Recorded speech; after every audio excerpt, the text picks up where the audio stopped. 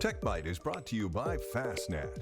Fastnet, internet powered by Ford County, the people you trust. Spring cleaning isn't just for cleaning out your closet. It's also good to get rid of those old gadgets you don't use anymore. Let's look at some easy ways to recycle them. I'm Emily Gasulo, and this is Techbyte.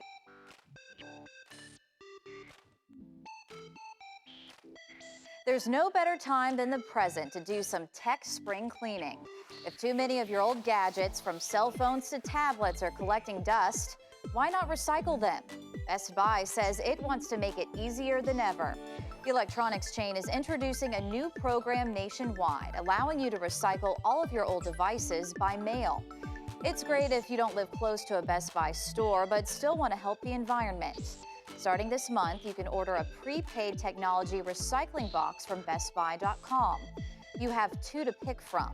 A small box will cost about $23 and carry up to 6 pounds of electronics.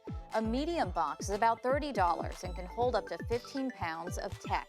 Once the box is delivered to your home, fill it up with the gadgets you'd like to get rid of, then ship it using UPS.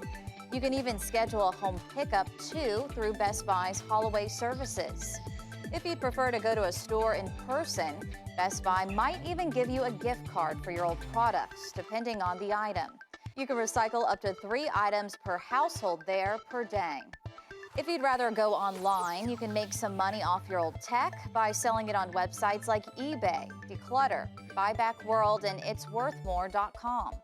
With all these options, there's no reason not to recycle your unused tech on this Earth Month or year-round.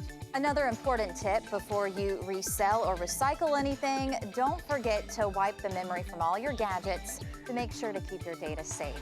I'm Emily Gasulo, and that's this week's Techbyte.